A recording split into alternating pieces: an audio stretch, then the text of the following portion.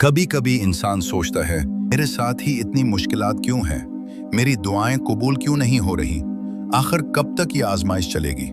लेकिन हकीकत यह है, अल्लाह कभी भी अपने बंदे को हमेशा के लिए मुश्किल में नहीं रखता। कुरान में अल्लाह फरमाता है, फ़इन्न माल उसरी युसरा, इन्न माल उसरी युसरा। सिर्फ तसल्ली नहीं, ये अल्लाह का वादा है। आजमाइश इंसान को तोड़ने के लिए नहीं आती, बल्कि उसे मजबूत बनाने के लिए आती है।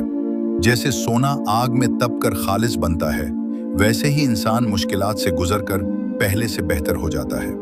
कभी आजमाइश हमारे गुनाहों का कफ़ारा बनती है, कभी हमारे दर्जात बुलंद करती है और कभी हमें अल्लाह के करीब ले आती है।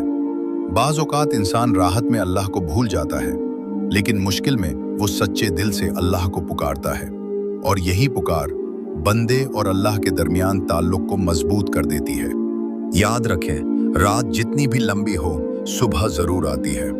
हो सकता है आज आपकी आंखों में आंसू हों, दिल में बेसुकूनी हो और हर तरफ अंधेरा महसूस हो, लेकिन अल्लाह खामोशी से आपके लिए रास्ते बना रहा होता है।